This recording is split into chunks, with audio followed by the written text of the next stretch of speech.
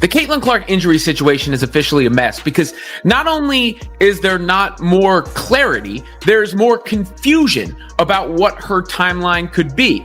And that's coming on the heels of it seeming to be pretty clear when Clark would return to the court, or about when she would return to the court. It was said on the ESPN broadcast on August 12th that Stephanie White hoped Clark would be back in practice this week. Open portion of practice, Clark is not seen.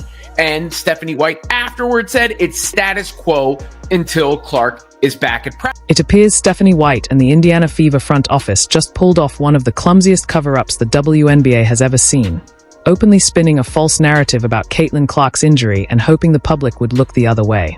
Spoiler, they didn't. Fans caught on instantly, and they aren't just speculating.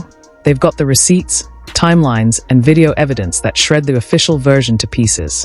What the team framed as a harmless workout mishap now reeks of calculated deception. And once you start misleading the very people who buy tickets, tune into games, and shell out for merch, you're not just botching PR, you're flirting with a full-blown investigation into deceptive consumer practices. Getting crazy is getting spooky real fast. Very, very fast. I told y'all, people have had enough. All of y'all in the Indiana Fever organization who have been lying about this girl injury, not being transparent, and all these things that the fans are feeling, the fans are speaking back. They do not appreciate it. They feel scammed, they feel lied to, and they feel used. This isn't just a minor PR blunder. It's a full-blown credibility crisis. Stephanie White went on live television, smiled for the cameras, and delivered a polished script about Caitlin Clark's recovery timeline. The issue? The numbers don't line up. And when your story doesn't match the facts, fans will pick it apart piece by piece. It's 2025, receipts are permanent, timelines are scrutinized, and people aren't blindly nodding along anymore. So the real question is, do you still trust the Fever's injury reports? Drop your thoughts in the comments. DOJ and FTC to investigate WNBA's misleading practices. Wow. So we are here now. And what's crazy about all of this is that, guys, this is I'm not going to come on here and say that they're going to lose, because if there was an investigation going into this team, they're not going to lose this investigation. Oh, they're going to win. Whoever is representing Caitlin is going to win. Let's roll the tape back. Caitlin Clark first injured her groin in mid-July after taking a reckless knee from JCS Sheldon. At the time, it was brushed off as a day-to-day setback, with whispers about ramping up practices and aiming for a late August return. Pretty standard stuff, until it wasn't. As the target date got closer, out of nowhere, a new injury conveniently appeared. The official story? Clark supposedly hurt herself during a workout on August 7th. Neat, tidy, PR approved. But here's the catch, fans have receipts. That same day, Clark was caught on camera strolling through Phoenix, looking perfectly fine, smooth, relaxed, and very much not injured. Something about this doesn't add up. What changed? Right? I know there's never been a direct timeline, but all the signs seem to point in the direction of Clark returning soon. Even Natasha Howard saying, "See you soon, CC." Now it's like, wait and see. And there's further information coming out that Clark suffered a bit of an ankle injury in the midst of her recovery process. Did that hinder her return? One reporter saying yes, another reporter is saying no. Bottom line is, we need to know a little bit more. We don't need Caitlin Clark's in-depth medical report, but it's fair for fans to wonder if the Fever and the league's biggest star is going to return to the floor this season, or what the chances are. And she's been out of action for 5 weeks, so it's not as if some patience hasn't been expressed. Instead of owning up to the broken timeline, White and her PR team decided to double down.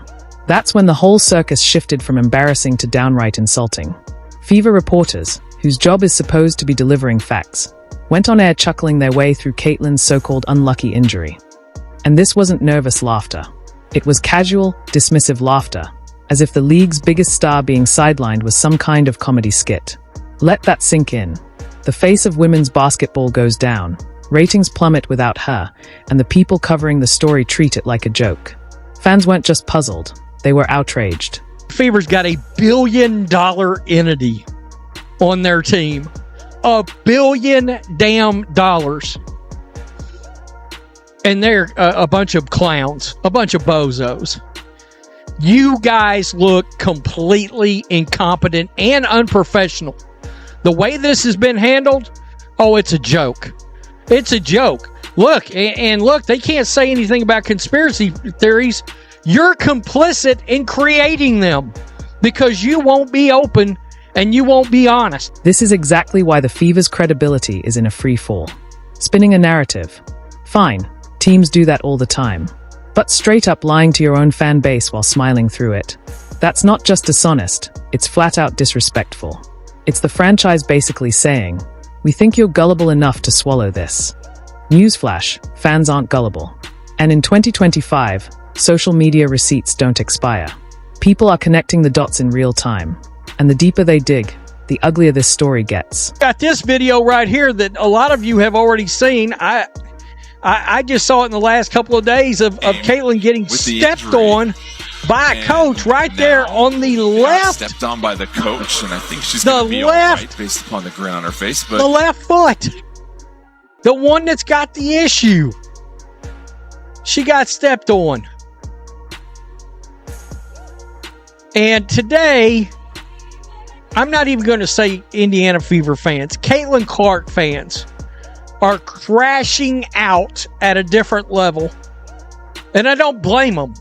And here's the real kicker. They're trying to bury the actual incident. Fans haven't forgotten that infamous game where assistant coach Bion January stepped on Caitlin Clark's foot. That moment didn't just disappear. It was quietly shoved aside and replaced with this neat little workout injury fairy tale. So which is it? Did Clark suffer a freak accident in a private gym? Or was she hurt by the very staff that's supposed to protect her? Because if it's the latter, that's not bad luck, that's negligence. Negligence compounded by misleading public statements, the exact kind of scandal that attracts not only league scrutiny, but also sponsors and watchdogs who have zero tolerance for consumer deception. Meanwhile, Clark herself is trapped in the Fever's PR spin cycle. Every time she addresses her recovery, it's the same robotic script, working hard, feeling good, just unlucky. But fans know Clark, that's not her voice. That's corporate copy, polished and sanitized, like it was drafted by a Fever intern desperate to stop ticket refunds. The timing is too perfect, the message too rehearsed, and the authenticity completely gone. Practice isn't just disappointing, it's deceptive. Fans invested their hard-earned money in tickets, streaming packages, and merchandise under the belief that they were being given honest information. Instead, it appears coordinated efforts were made between the league and team communications to present a facade of hopeful updates, masking the true status of a beloved player's injury. And here's the part that fans refuse to swallow. Clark isn't some wide-eyed rookie anymore. She's in year 2, the single most valuable player keeping this league afloat, and she's already proven it by selling out arenas nationwide. Yet the Fever treat her like a disposable pawn, shuffling her around behind a curtain of lies. Imagine this in the NBA. If a coach injured LeBron James or Steph Curry and then tried to cover it up, there'd be investigations, firings, and wall-to-wall ESPN coverage. But in the WNBA, silence. Just local reporters smirking like unpaid interns running interference for the team. The Fever's credibility isn't just dented, it's been shredded. And sitting right at the center of it all is Stephanie White. This goes beyond bad optics. It edges into outright fraud. Promoting tickets, boosting broadcasts, and raking in revenue while knowingly misleading fans about Clark's condition isn't spin. It's deceptive consumer practice. And that's the kind of thing that makes lawyers circle, sponsors panic, and regulators start sniffing around. Exactly the nightmare the Fever can't afford. I want to say fans felt excited when they purchased tickets, believing they'll watch Caitlin Clark shine on the court. However, that excitement turned to disappointment as misleading injuries kept fueling false hopes that she had played the WNBA. And hold up. Damn, is they finna get her for line? To the fans? Oh my God. Hold up. The WNBA and Indiana Fever Indiana Fever have repeatedly engaged in what seems to be a strategic ploy to drive ticket sale and merchandise sales by suggesting that Caitlin Clark return was on the horizon. Holy-ish right now, bro. Oh my God. It's about to get ready.